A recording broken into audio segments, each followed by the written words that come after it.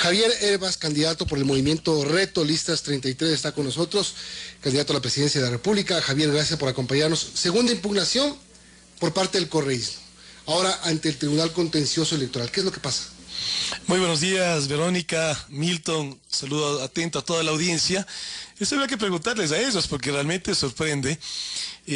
Sobre una mentira, sobre una falsedad, lo he dicho. De hecho, tengo una declaración juramentada. O sea, si no fuera cierto, me pueden meter a la cárcel. Es una declaración juramentada que estoy diciendo claramente en un documento público, notarizado, que no tengo ningún bien en ningún paraíso fiscal. Y ahora otra vez siguen con esta narrativa.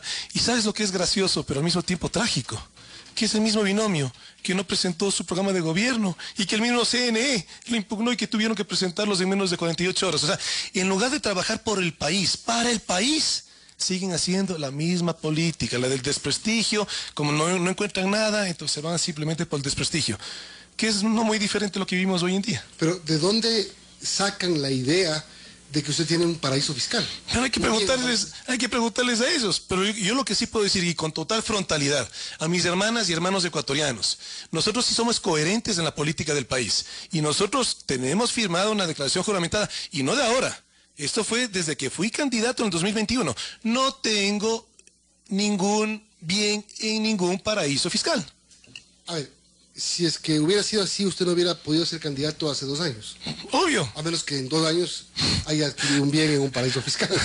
O sea, la consulta que prohíbe este tema fue del 2017, ¿no es cierto? Pero Milton, mira, ¿qué es lo que parecería o qué es lo que yo veo? Nos buscan siempre distraer, ¿no? Entonces, en lugar de enfocarnos en lo que es los temas del país, hablemos de agricultura, hablemos de reactivar la economía con el emprendimiento, hablemos de una gran obra de reconstrucción nacional. No, nos toca hablar de estos temas porque tristemente sigue siendo la política de desprestigio, la que no ayuda a 18 millones de ecuatorianos, pero la que lamentablemente sigue ya, ¿cuántos? 10, más 4, más 2 años. ¿En qué nos hemos beneficiado en todo este periodo? Esto que está ocurriendo con usted, con el general Patricio Carrillo, que también ha sido nuevamente impugnado por el correísmo, ¿es el preludio de una corta pero intensa y agresiva campaña? No, eso que lo digan los otros, ¿qué es lo que otros van a hacer? Yo lo que te puedo decir es que qué es lo que mi equipo y yo vamos a hacer. Nosotros vamos a hablar de las propuestas, de lo que necesita el Ecuador. Nosotros le hemos venido pensando al país, claro, toda la vida, pero ya a nivel público, prácticamente 3 años. Conformando equipos de trabajo, recorriendo el Ecuador. Yo no espero que me cuenten, yo camino, escucho, veo directamente lo que sucede en nuestro país. Y evidentemente los problemas son en las 24 provincias, pero hay algunos donde esos mismos problemas se vuelven dramáticamente más fuertes. El país lo que necesita es gestión, no seguir en este discurso y confrontación entre políticos. 8:24, estamos conversando con Javier Herbas, candidato a la presidencia de la República. Javier, buenos días. Y la última vez que estuvo en estos micrófonos de Radio Sucesos, usted nos dijo que no iba a postularse para presidente. ¿Qué cambió entonces ahora que está como candidato? Bueno, Verónica, ¿Le apareció el reto? Claro, no es que haya dicho que no quisiera o haya decidido no hacerlo. Lo que fui claro en decirlo es que con la ley electoral ecuatoriana tú necesitas un partido político que te auspicie. Asumimos el reto cuando encontramos esa posibilidad con el partido Reto, Listas 33, y dicen que los tiempos de Dios son perfectos, y créeme que yo sí me considero una persona muy espiritual. Reto ya iba a inscribir sus candidaturas sin un binomio presidencial, una llamada a último momento, y mira cómo hoy en día tenemos esa posibilidad de darles a las y los ecuatorianos esta opción. Ahora, Javier, hablando del partido político y de las candidaturas a la presidencia, tenemos 8 candidaturas y solamente una persona representa su movimiento político. Esto habla de que no hay una formación, no hay una escuela política, una escuela de organizaciones políticas en el Ecuador. Son empresas electorales, que el momento de que hay una elección empiezan a buscar a quién tener y los candidatos por dónde correr. Es decir, esto no habla bien del sistema democrático ecuatoriano. Bueno, tenemos la ley de partidos, el Código de la Democracia, que evidentemente hay que reformarla. Mira, por supuesto, la formación es fundamental, porque es la nueva estructura que genera una renovación. Pero algo más grave, ¿qué es un partido político? Partido político es lo que está entre el medio, entre lo público y la sociedad. Y hoy en día, evidentemente, hay una ruptura, porque los partidos políticos no tienen esa conexión con la sociedad. Eso toca cambiarlo, pero también esto es un tema normativo. la ley electoral del país hoy en día tiene esas falencias, que es lo que tú bien lo has diagnosticado.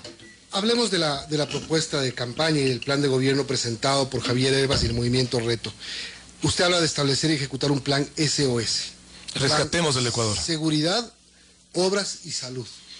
Y empezando por el tema de la seguridad, que sin duda es lo que más urgentemente tiene que ser solucionado. Las cifras no cambian, las cifras siguen subiendo. Los planes, por más buenas intenciones que haya, no están funcionando. La aplicación del decreto 730 va dejando 40 delincuentes abatidos, pero eso no es todo. Este fin de semana, 28 muertes en Guayaquil, una espantosa balacera en la Concordia que dejó 8 cadáveres, 8 muertos, y así contamos todos los lunes lo que pasa el fin de semana en el país.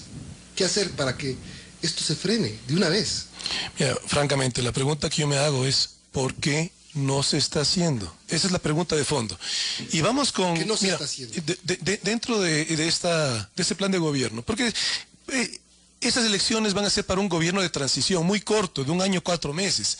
Entonces, tiene que solucionar no ofrezcamos cosas que no se pueden cumplir, pero que sí se puede cumplir, y por eso hablamos de rescatar el Ecuador. SOS, es en seguridad o en obras emergentes, y es en salud. En seguridad, mira, necesitamos cosas, y déjame te menciono 4 temas que son a corto plazo, de ejecución prácticamente inmediata, y que lo que más necesitas es decisión y coherencia política. En primer lugar, la Policía Nacional.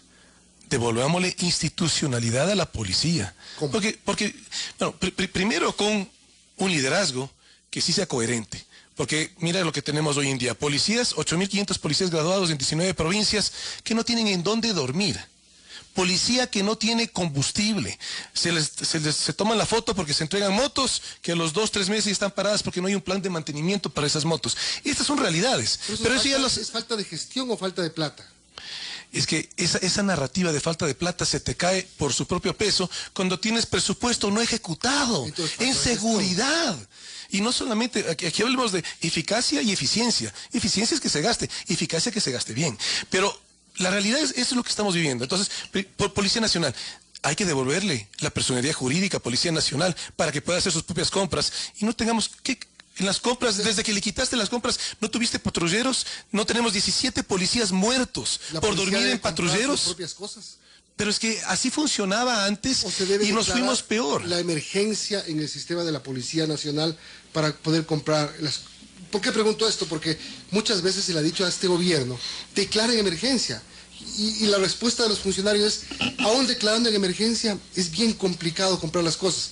Yo me pregunto y comparo, no es en el mismo nivel, pero por ejemplo, el exalcalde Guarderas le dio no sé cuántas camionetas a la policía, sí pudo comprar. Y el municipio acaba de dar motos, en Guayaquil también. Y por eso te sigo preguntando, ¿por qué no se hace nada? Pero ¿qué es la cola que sí tenemos? Porque aquí también lo que necesitamos es, en términos de todas las instituciones, sobre todo las de la fuerza del Estado, Policía Nacional y Fuerzas Armadas, recuperar ese apoyo político, porque lamentablemente, eso es una realidad.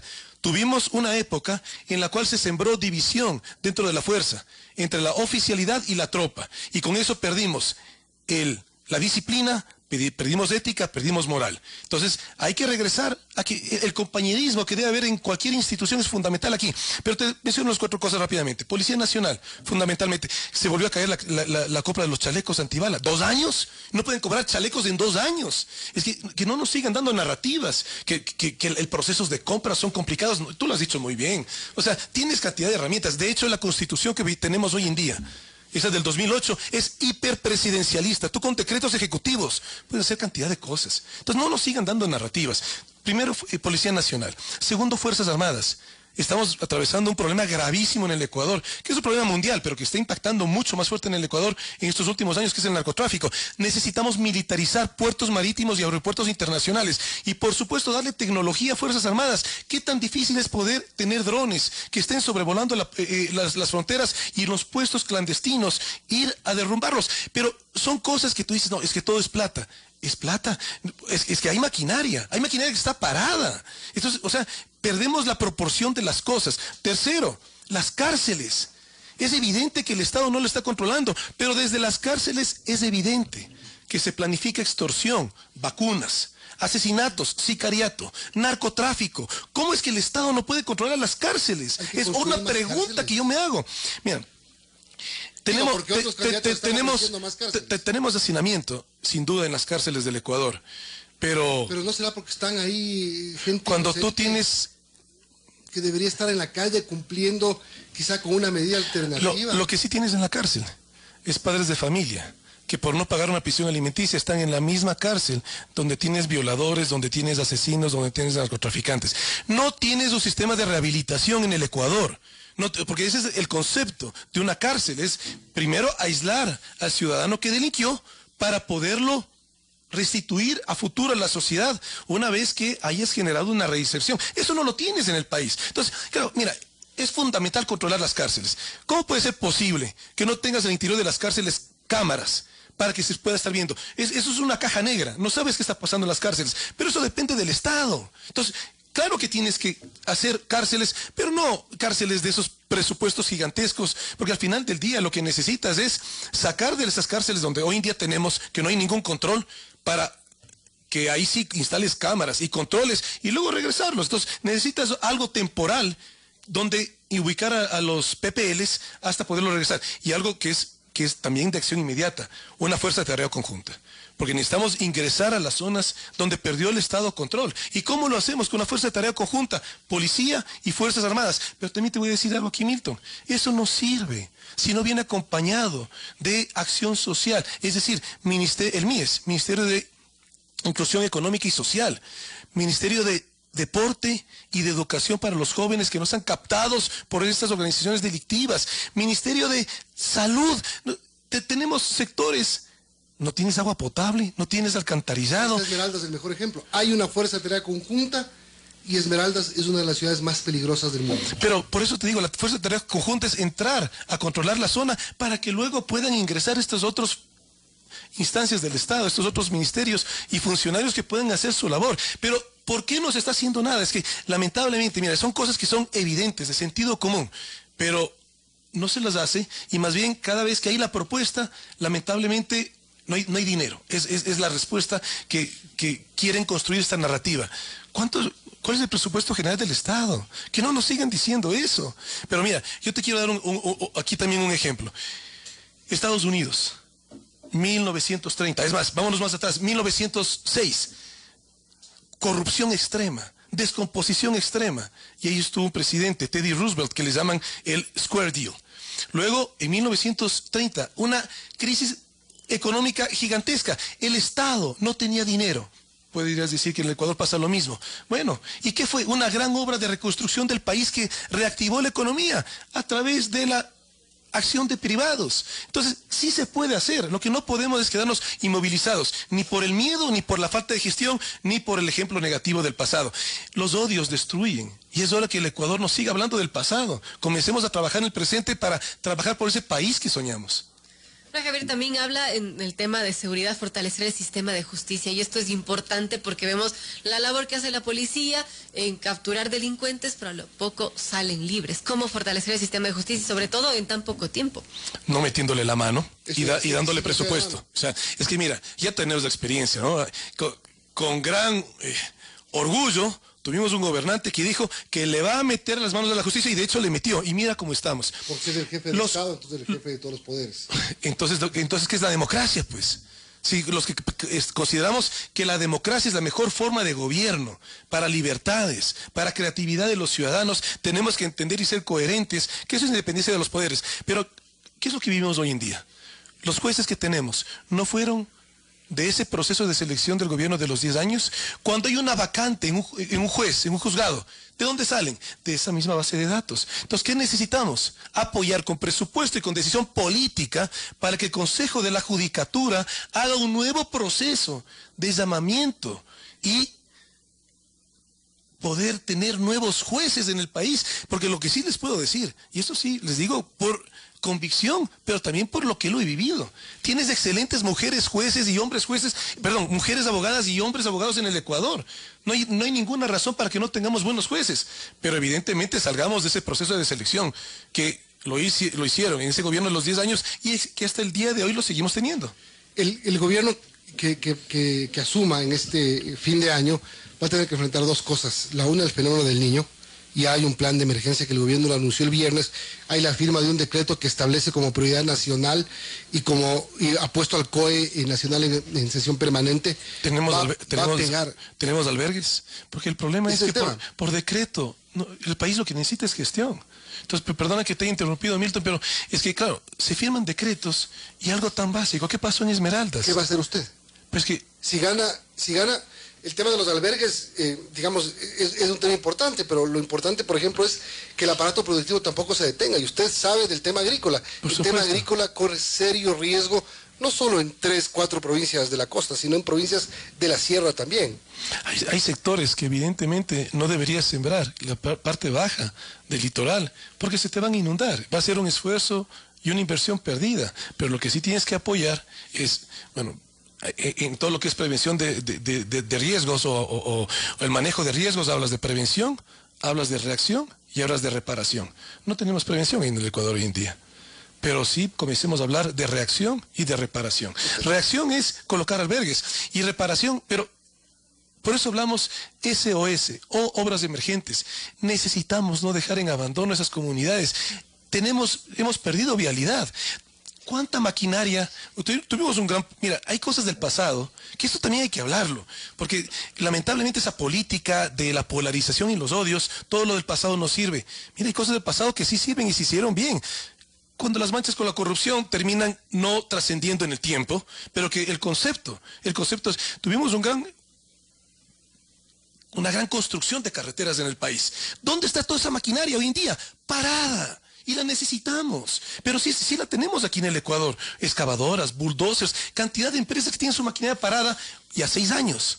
Pero el país necesita obras, necesitamos carreteras, la vialidad, no solo del litoral, de la Amazonía, de la sierra. Es que realmente la situación de las vías es dramática. ¿Usted está consciente de lo que le puede pasar o esperar si usted es elegido presidente? A mediados del próximo año, lamentablemente, si es que las predicciones se cumplen, va a haber una afectación muy grave por el fenómeno del Niño. Si gana el sí en la consulta el Yasuní, que tienen todo el derecho a votar por el sí o por el no los ciudadanos, pero si gana el sí hay una realidad.